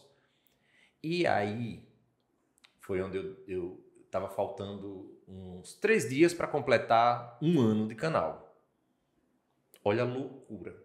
Aí um amigo meu disse, eu vou fazer uma exposição aqui no Farol da Barra, em Salvador. Vai ser a primeira vez em não sei quantos anos que os objetos do cangaço originais estarão à disposição. Eu sem um centavo no bolso para fazer isso aí. Não tinha patrocínio, não tinha nada. Aí eu ligo para Nininho que viaja comigo. E eu digo assim, Nininho, top em Salvador de moto. Eita. A motinha pequena. Moto 150 cilindradas. Aí ele disse, top. Arrumamos a sua quando foi meia-noite. Nós saímos debaixo de chuva aqui. Aí eu vi o que nós gastamos de gasolina, o que íamos gastar de combustível, o cansaço físico, a loucura para gravar um programa. Quando terminamos de gravar, mais ou menos umas 9 horas. Esperei o povo chegar para gravar o povo também e tal, entrevistar uma pessoa ou outra. Quando nós terminamos 10 em ponto, eu olhei para ele e disse assim, vamos para casa. E nós saímos de lá. No pique ainda. No pique. Sem descansar. No final dessa gravação que tem no canal, tem lá aniversário de 1 ano no canal, eu disse que o programa era o último. Era 1 ano e era a despedida. Eu ia parar ali. Porque eu não tinha condições físicas, né? E também não tinha condições, porque é muito caro. De última hora, uma passagem aérea, é melhor comprar moto. Passagem aérea para comprar para amanhã, meu Deus, não tem. E aí começaram a aparecer alguns patrocinadores. Tipo assim, quando você for viajar, você diz para onde vai, faça o cálculo. Essas pesquisas que eu ia fazendo, elas geravam conteúdos tanto para os vídeos quanto para os livros. Sim. E eu não ia perder. Sim. O escritor não ia perder isso. Eu vejo alguns pontos importantíssimos aí para quem está assistindo, né? Tem muito empreendedor, muita galera aí do marketing, né? Do branding assistindo. E eu vejo alguns pontos super interessantes que a gente pode ressaltar da sua trajetória para o empreendedorismo, que é observar o mercado, as oportunidades, que é o poder da constância, né, Roberto? Total. Você fazer, repetir até dar certo e acreditar que dá certo porque dá. E quando dá certo, não desistir. Não desistir. Porque muitas pessoas acham... Quando um projeto, por exemplo, o meu projeto literário, eu sempre digo, ele deu certo. O meu projeto literário, ele deu certo a 5 livros antes desse. Uhum.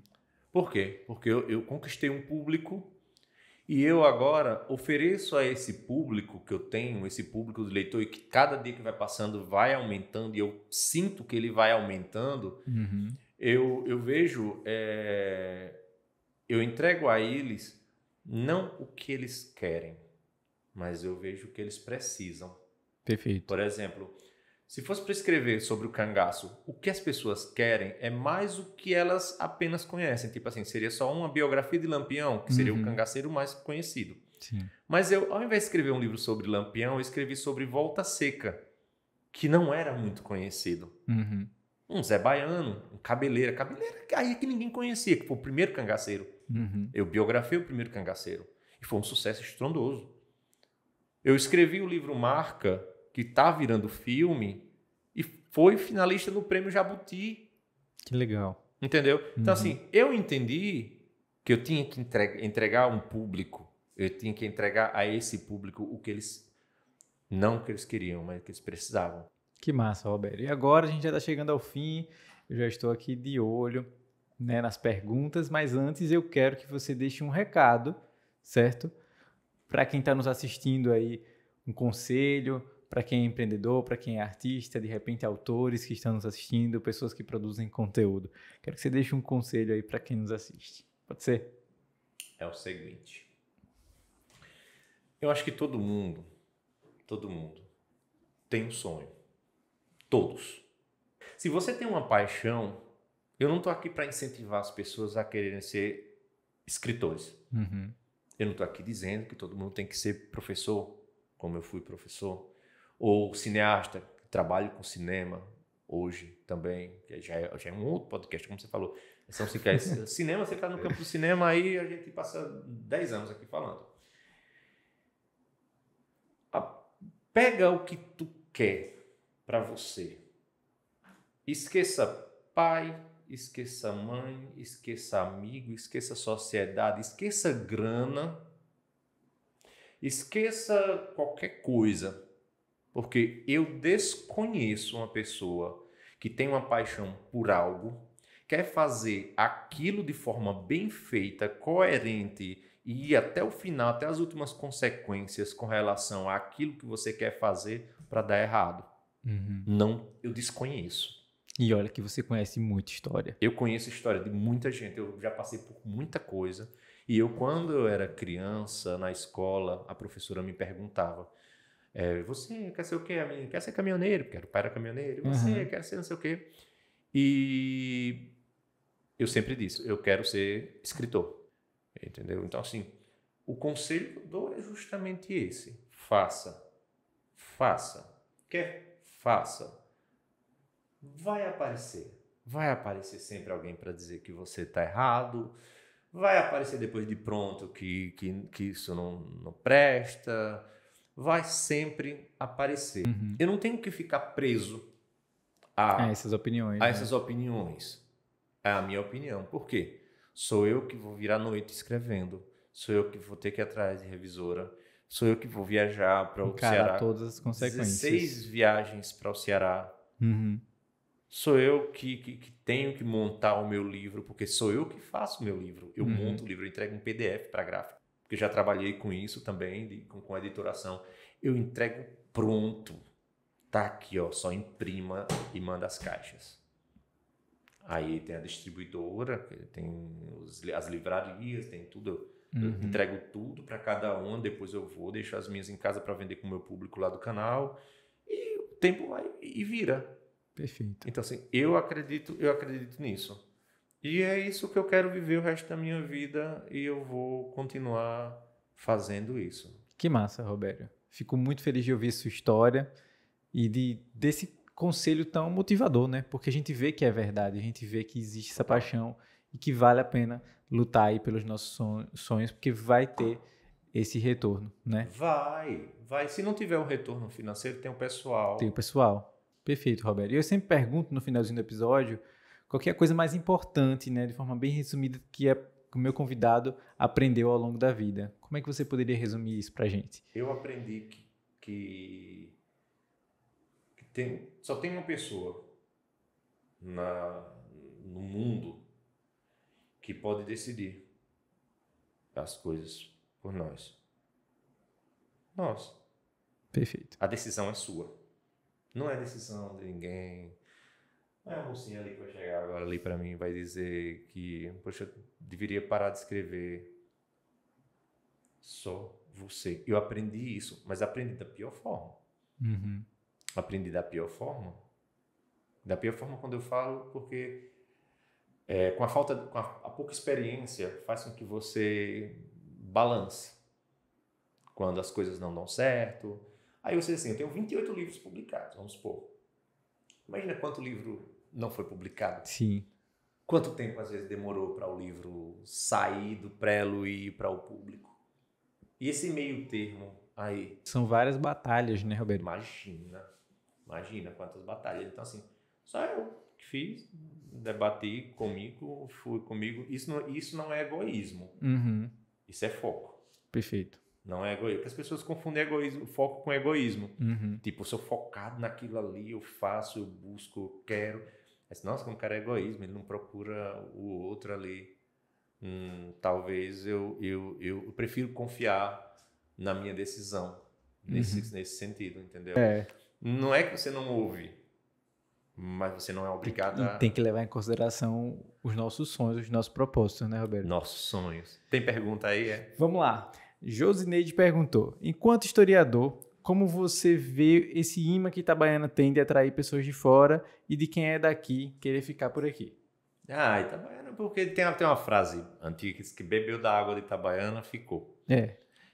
Itabaiana ele tem um atrativo muito grande. Eu tenho muitos amigos, quando vêm aqui me visitar, eu tenho Itabaiana tem isso. Você chega na sua casa, você tem que botar ele no carro para dar uma volta. Vai levar lá para Tuquiara, leva para o Parque dos Falcões e dá uma volta na feira. Se for dia de feira, se não for, espera chegar o dia da feira para passear. Então, assim, quando você é trazido, quando quem é daqui já convive e ama muito a cidade, mas quem é de fora geralmente é trazido o que às vezes não acontece em alguns lugares. Às vezes já cheguei em lugar...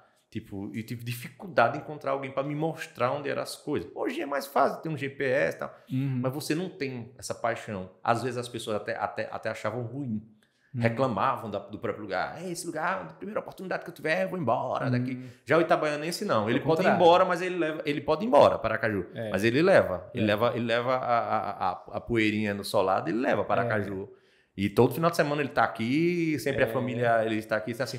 E quando vem alguém para cá, não fala mal não, fala o contrário. Vem para cá, venha para cá, fica aqui. Então, a propaganda que o itabaianense faz de Itabaiana faz com que as pessoas... Poxa, esse lugar é o melhor lugar do mundo. Eu tenho um amigo em Campina Grande, que é coriolano. Cori, ele sempre diz o seguinte, quando vai falar qualquer coisa de Itabaiana, não sei o que aconteceu, Itabaiana, não sei o que, Itabaiana, não sei o que, o time de Itabaiana. Ele diz, mas Itabaiana é o centro do mundo. E tem itabaianense em todo lugar. Não, itabaianense, eu já cansei. Eu tava no hotel em São Paulo, do nada, tava lá sentado, tava tomando café e passou uma senhora que ele falou assim, professor, tomando um cafezinho. Parecia que tava fazendo centro trabalhando na feira. E eu fui a Gramado, Robério, e aí no hotel, assim, né, tinha umas revistas. Quando eu olhei, a história de Arrojado. Eu disse, como assim? Como assim? E Cabaceiras, na Paraíba, onde fazem os filmes, lá, Hollywood, nordestina, eu tava lá gravando, e tem no meu canal gravando, eu tava gravando aqui, mostrando a igreja que teve Volta Compadecida, que foi que João Grilo morre ali, tal. Do nada, quando eu olho para o lado, tem um senhor numa janela, assim, de braço cruzado, e eu faço, Nininho, filma ali, o cara com a camisa do Itabaiana, lá na Paraíba. Aí eu digo, moço, e essa camisa do Itabaiana? Esse não é meu filho, que ele trabalha com aviação, e aí, no caso, ele patrocina a empresa de aviação, a empresa de ônibus, sei lá o que era, patrocinou. Aí trouxe para ele, esse é um time lá de Sergipe. Eu disse, eu sou de Itabaiana. Aí o cara desceu e ele era figurante do Auto da Compadecida. Olha que massa. Aí ele foi nessa hora que ele disse assim, bora que eu vou te mostrar agora tudo aqui na cidade. Aí mostrou onde era a padaria. Itabaiana abrindo portas, então. E ele, até por tá no vídeo, já pegou o costume, né? De e já voltei outra vez lá e ele me reconheceu na rua. E ele disse assim, olha o rapaz do canal ali, ó. Aí ele novamente participou do canal. Então, que assim, massa. É isso. Itabaiana faz... Eu falei agora, eu fiz esse paralelo com Cabaceiras. Quem quiser pesquise, Cabaceiras. Lá eles divulgam a cidade e é turista para cima e para baixo. Fale, quer sair corrido de lá da Paraíba? Fale mal de Cabaceiras lá na cidade. Olha aí, é igual Itabaiana. Itabaiana não.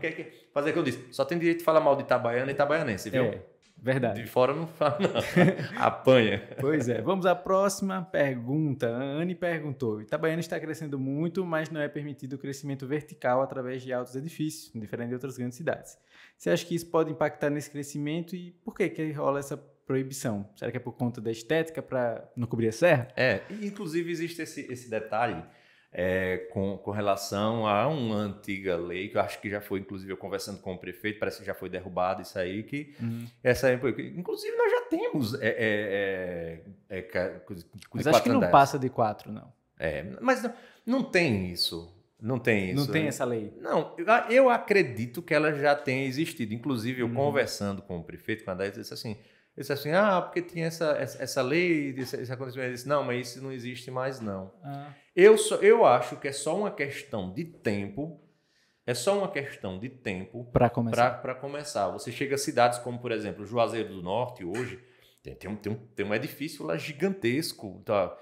Até alguns anos, você passava em Feira de Santana, era uma cidadezinha baixinha. Hoje você já vê de longe Feira de Santana com aqueles prédios, entendeu? Entendi. Você chega aqui na cidade de Lagarto, de longe, você já vê que tem ali na entrada, você já vê um prédio. Sim. Você vê Nossa Senhora da Glória, Nossa Senhora da Glória, você perto das torres, você vê de longe, já chega depois de Aparecida, de longe você já vê que tem um edifício. No caso, não é tão grande, assim, de 15, 20 andares, etc. Mas eu acho que Itabaiana é uma cidade que não precisa ficar presa a isso. Há alguns anos, quando falava que ia ter um shopping, tinha gente chorando, por exemplo, porque disse que ia acabar o comércio. Eu lembro. Quando, na verdade, não sei os números, mas eu acho que fez só crescer. A quantidade de empregos já cresce. Aí você pode dizer assim, eu também não sei os números. Mas só fez substituir. Não, porque ontem eu procurei lugar para estacionar a minha moto aí no centro e não consegui. Eu não consegui. E olha que ontem é quinta e não consegui lugar para estacionar. Na quarta você não acha de jeito nenhum. No centro, você chega no shopping, você tem um sábado à noite. Eu já cheguei no shopping e não encontrar lugar para estacionar. Sim. Então, assim, o que é que acontece? Isso é ruim para a cidade? O crescimento da cidade, construir edifícios, né? A verticalização para ter apartamentos ou qualquer coisa. Eu acho que todo crescimento é bom. Todo crescimento, de qualquer forma. A construção de mais cursos na universidade, a ampliação de um shopping, a abertura de loteamentos, de condomínios, de mais espaços. Por exemplo, eu passei quase um ano sem vir aqui no Chiara. Quando eu voltei quando eu entrei um ano depois no Chiara, eu não sabia que eu estava em Itabaiana. Não reconhecia, né? Não, teve coisas que eu não reconhecia. Inclusive, foi naquele período que inauguraram o Senac, né? Quando inaugurou o Senac, tipo... Sesc, eu acho. Sesc. Senac é outro. É outro. Não tinha inaugurado ainda. Quando eu vim, já estava inaugurada aquela coisa assim, eu digo, meu, tão rápido. Então, vamos impedir esse crescimento.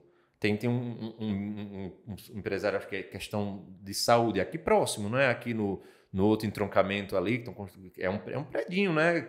Vai ter consultórios e tal, né? Que fica ali, tá no banner, né? Já está construindo. Uhum. Quer dizer, tudo isso é ruim para... Não, muito pelo contrário. Quantas pessoas, por exemplo, à noite, quantos empregos estão sendo gerados né, aqui no Chiara Lúbica? Porque quando você fala Chiara Lúbica, as pessoas só pensam um bando de rico morando em um condomínio fechado, em um lugar de gente bacana. E não é só isso. Renda, não é só emprego, isso. Você chega nos bares, os bares cheios, ali uma pizzaria, às vezes você não tem nem, como eu disse, não tem onde sentar, de tanta gente que tem. Imagina quantos entregadores estão trabalhando, quantos pizzaiolos estão trabalhando ali, quantos atendentes, o próprio dono já pensando em comprar a casa vizinha para derrubar, para aumentar. Quanta coisa isso vai... Quantas pessoas já deixam de sair daqui para ir para Orla, em Aracaju, e já ficam aqui porque já supre essa demanda total aqui. Exatamente. Eu não sou um consumidor, porque, na verdade... acho que cada pessoa, tem gente que gosta de todo final de semana jogar bola, eu gosto de final de semana estar lendo, por exemplo, não sou de sair, mas eu negar porque eu não gosto e negar a eficácia e o crescimento social, econômico de um lugar, por isso, jamais. Perfeito, Roberto. Temos mais perguntinhas aqui. Eu gosto de pergunta. Anne também perguntou, qual é a pergunta mais frequente que te fazem sobre Itabaiana? Pergunta se Itabaiana é violenta. E aí eu falo que Itabaiana... Aí onde está o grande detalhe. Saiu uma pesquisa agora recentemente que mostrou que Itabaiana é uma das cidades mais violentas do Brasil. E uma das cidades... Aí tá lá uma lista, né? Da 100 mais violenta. Aí tá lá Itabaiana no meio e tal. Muitas cidades do Nordeste e tal, aquela coisa. A contabilidade feita com essa violência é uma fração...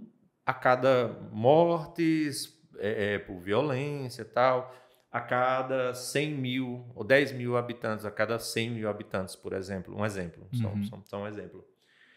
E aí vai tirar essa média. Tira essa média. Às vezes você tem cidades menores, como por exemplo, tem cidades menores, não vou dar nem exemplo porque tem muita gente assistindo, o pessoal tá falando mal da minha cidade. Mas às vezes tem cidades menores que têm realmente um nível muito grande de violência, entendeu? Itabaiana, ela tem essa fama de violência desde de muitos anos. Acontecimentos trágicos na década de 60, de assassinatos de pai e filho, deputado federal, e coisa que foi o Euclides Paz Mendonça e o Antônio, que era seu filho. Mortos na frente de crianças, em plena praça pública, à luz do dia. Depois daquilo ali, a mídia começa a enxergar a cidade como uma cidade extremamente violenta. A violência, ela não é de Itabaiana. A violência é da humanidade. É uma coisa geral, não é uma coisa que Itabaiana... Só que existe uma coisa interessante, que a gente volta até uma coisa que nós debatemos. Em 2010, eu estava com Edson Passos, que já passou por aqui. Já, sim. Edson Passos. Isso, se ele assistir, pode até fazer o corte e mandar para ele, que ele vai dizer, rapaz, foi mesmo. Beleza. Foi mesmo. Isso é importante para você vai entender agora o que eu vou falar. Em 2010, nós fizemos um teste.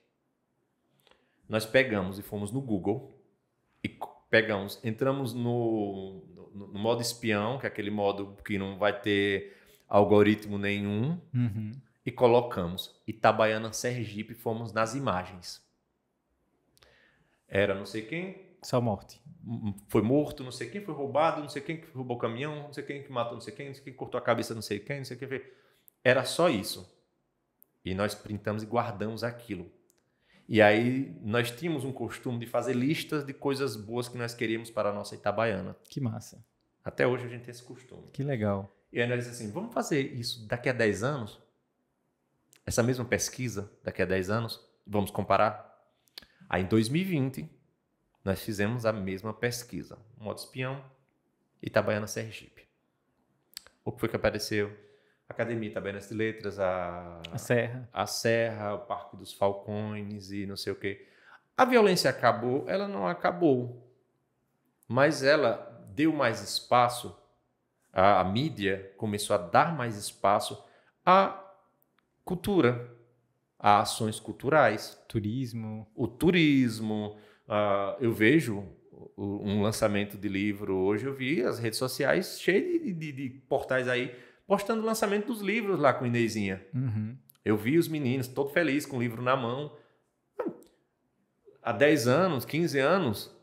Isso era inimaginável. Inimaginável. Eu ia dizer assim, para que eu vou deixar de botar que fulano foi morto para botar? Não dava... Não é que não deixaram de postar. Mas agora tem espaço. Mas agora tem outro espaço. Quando eu fui para o Rio de Janeiro, lá para a Globo, tô cheio dos portais tudo postando. Eu com o ator Jackson Antunes, aí os portais aqui postando, depois vieram me procurar, tal. Então, assim, há 15 anos... Nossa, só se eu tivesse passado nas páginas policiais. Uhum. Aí só se fosse só eu estaria. Cabeça. Se fosse minha cabeça nas páginas policiais, aí realmente eu estaria ali. Mas isso há 15 anos. Hoje mudou. Mudou. Bom. Pode prestar atenção que há uma mudança nisso. E eu acho isso eu acho legal. Então, a pergunta que mais me fazem: Itabaiana é uma cidade violenta? E a minha resposta que eu sempre digo: tão violenta quanto qualquer cidade. Perfeito, Roberto. Temos a próxima pergunta. Tem muitas perguntas aqui ainda. Luísa perguntou, ainda no tema da violência aqui. Luísa perguntou, é verdade que já houve enforcamento na Praça da Igreja de Santo Antônio? Inclusive, foi uma pesquisa que eu fiz sobre o Mata Escura, que alguns portais, no caso, o pessoal pegou e fez um Reels e acabou divulgando muito. E depois... Aí o pessoal começava a me mandar aquela mesma história, né? Tipo assim, olha, que negócio legal... No século XIX teve um cangaceiro, inclusive no meu canal tem, se procurar assim, o Mata Escura. Ele foi enforcado, não é um enforcamento, já teve mais de enforcamento, que era o local da pena capital. Muitas pessoas não sabem, no caso, o Brasil tinha pena capital, que é a pena de morte, e era por enforcamento. Aqui no Brasil, tipo na França, a Guiana Francesa era guilhotina. Até 77 tinha guilhotina na França. Agora, 1977. Meu Deus, muito recente. Muito. Então, assim, houve realmente o Mata Escura na Praça da Igreja, onde ficava o local que armava esse patíbulo, que era a forca, e ele foi enforcado. Era um bandido aí, no século XIX. Pronto. Realmente tinha. Pergunta da Luísa respondida. Luísa perguntou também como é que eram, se tinham muitos indígenas, como é que foi a história dos indígenas em Itabaiana? Eu não entendi muito bem a pergunta. Ela quis dizer assim, se tinham tribos aqui. Isso, deve inclusive alguns povoados e regiões aqui da cidade, a gente tem uma relação com povos originários. Por exemplo, Flechas. Povoado Flechas. Flechas tem relação com o Nunca tinha parado para pensar. Aqui na região tinha, se não me engano, eu posso estar errado, mas existiam tribos tupinambás, tupiniquins, e mais chegando ali para Laranjeiras, existia um foco tupinambá, que eram os mais violentos. Inclusive, há mais ou menos uns 20 dias, nós encontramos uma capela, que acho que essa capela era das primeiras expedições jesuíticas, tal, no meio do Ibura. Nós fizemos um programa lá naquela região ali do Ibura, de Laranjeiras, e justamente é uma região que tinha esse trabalho de catequização dos povos originários. Então, Itabaiana também não era diferente. Aqui era uma região a região era chamada de Matas de Itabaiana Grande, que ia de Frei Paulo, Carira, pegava essa região toda, era mata. E existiam, sim, tribos aqui na região, assim como em tantos outros lugares que tinham, entendeu? Perfeito, Roberto. Existe sim, então ela tá certa. Então, só não tem aquele negócio da Índia, né, da Itabaiana. Até você perguntou, a palavra Itabaiana, né, inclusive é uma junção de vários termos, que é Ita é pedra. Então, toda cidade que tem o nome Ita, ele vai ter alguma pedra, Itaporanga, entendeu? Então, Ita, pedra, do Tupi, Puama, no caso, Aone, Itapuama. O Itapuama que seria, no caso, uma tribo, entendeu? Itataba, aonde? Taba, tribo, aonde, onde? Tipo, naquela pedra há uma tribo. Então, Taba, aonde? Entendi. Entendeu? Entendi. Então, assim, naquela pedra. Quem é a pedra? A Serra Itabaiana. Perfeito. De longe, assim, naquela pedra Itabaúne. Pronto, perfeito. Então... É a que eu acredito, né? A da Índia, da Itabaiana, que é a baiana, se chamava Ita. Não. Então, a gente faz já essa relação, né, dessa pergunta com aquilo que a gente falou no começo, Sim. Que é do nome. E para finalizar, uma pergunta da Gislene, que vai ficar mais engraçada ainda, porque ela é minha sogra. Feliz que só são mulheres aí perguntando, tá né? vendo? As mulheres são mais curiosas. E essa, olha só, minha sogra, que é parente de cangaceira. É sua sogra? Ela disse, essa é, Gislene, parente de cangaceira, segundo ela. Ela disse, dizem que meu tio-avô era cangaceiro. Ou é sabiá ou é beija-flor. Como é que eu faço para saber se é verdade? Aí era só ela me dar o nome completo dela. Pronto. Olha só. Me dá a árvore genealógica dela. Tipo, pega ela, o nome dela, o nome dos pais, o nome dos avós dela. Eu só preciso disso. Perfeito. Né? Eu só preciso desses 7... dessa pirâmide invertida aí.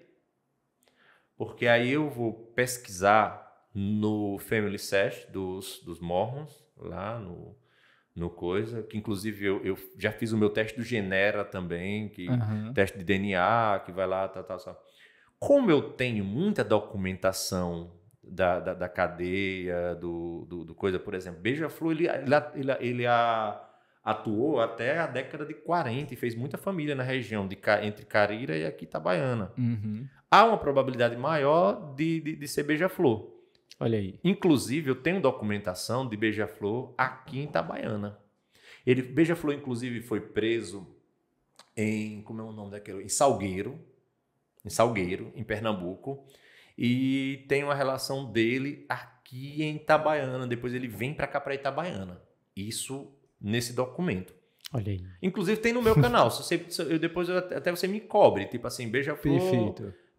Cangaceiro Beija-Flor. Me manda alguma coisa sobre o Cangaceiro Beija-Flor. Perfeito. Só que para tirar a dúvida com os sobrenomes, porque eu tenho documentos oficiais das prisões, das entregas, e aí quando eu pegar essa árvore aí, eu vou conseguir chegar nesses sobrenomes e fazer esses comparativos. Que massa. Então existe uma grande chance de Anne, minha esposa e sócia da MoviePix, ser descendente aí de cangaceiro.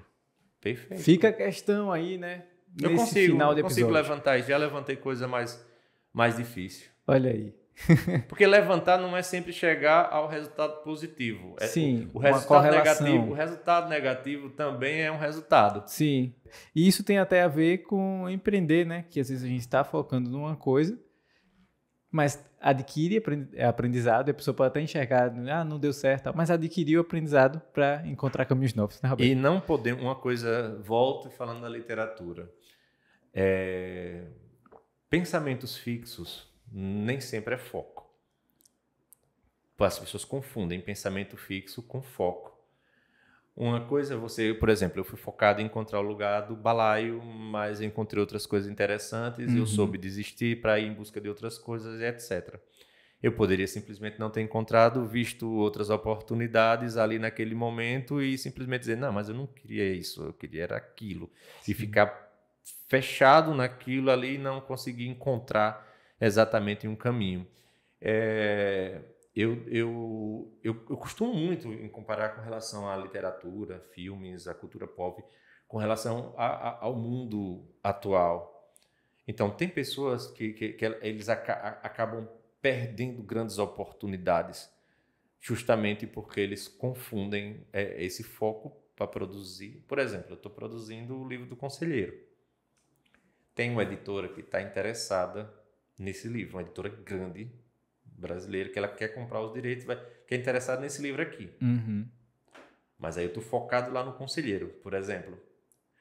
Mas se a editora chegasse agora para mim e dissesse, vamos relançar a segunda edição desse livro aqui, mas eu preciso de você na Bienal, tal, vamos fazer um lançamento aqui em São Paulo, vamos saber não sei o que. Aí talvez eu perderia essa oportunidade de ter esse livro lançado por outra editora, quer dizer, Não, infelizmente eu não posso parar, porque eu estou focado para fazer o meu conselheiro. É saber flexibilizar, né? E ter essa visão empreendedora. Essa visão é empreendedora. Aí você acaba fazendo.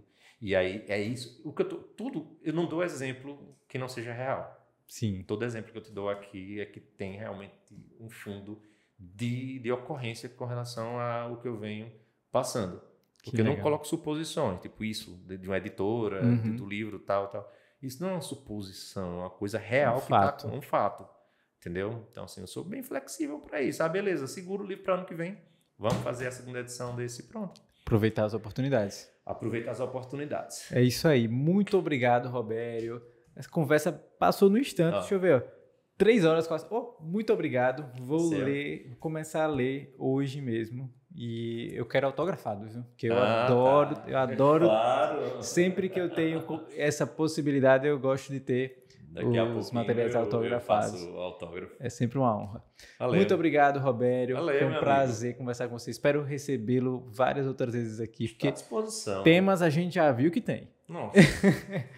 Nossa, tem. Eu gosto muito. Sim. São temas que eu gosto. Falar sobre a Itabaiana, falar sobre literatura, falar sobre o meu canal, falar sobre tudo isso. São coisas que eu gosto. Sim. Se você me chamasse hoje aqui, sei lá, para falar sobre construção civil, eu não saberia conversar com você, obviamente. Primeiro que eu negaria, segundo que você não me chamaria. Eu tenho certeza.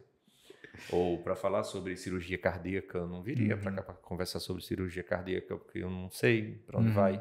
Sei que coração bate, tá bom para mim. Entendeu? Pois as portas da MoviePix estão abertas aqui para você, certo? Muito bem, obrigado. E foi uma honra, cara. Valeu. E o fun fact é que eu já participei de um trailer de um filme do Professor e o Palhaço. Tem 1 segundo de fama no Robério Chiquita Produções. Isso eu levo pra vida. Aquela galera não existe, não. Deus do céu. Mas foi fantástico, era fantástico aquilo ali. Era miudinho, né? Era um gurizinho. Mas, muito obrigado a você que assistiu até aqui, certo? Senão vou me expor demais aqui mostrando esse trailer. Eu vou postar no Instagram esse trailer. Pelo menos eu não tenho nenhuma fala, é só 1 segundo assim. Não, passa... Mas enfim. Muito obrigado. Segue aqui, né, o nosso canal. Se inscreve no nosso canal, que tem muito conteúdo legal vindo por aqui. Temos o podcast, que a gente sempre traz pessoas que entendem do que falam, pessoas que gostam do que falam. A gente gosta muito de ouvir pessoas apaixonadas pelo que fazem, né, Roberto? Ótimo. E segue a gente nas redes sociais também, importantíssimo, Instagram, certo? A gente também está começando a produzir conteúdo para o TikTok e aqui no YouTube também. E agora, Robério, convida o pessoal para seguir você. Como é que faz para achar o Cangaço na Literatura? Rapaz, é o seguinte, eu sou igual aquelas pessoas que têm problema de esquecimento com senha. Então é uma senha pendurada para tudo. Eu vi até um meme esses dias do Loki segurando todas as linhas do tempo lá na Disney. Tipo assim, é a única senha segurando tudo. Cai uma, cai todas. Cai tudo.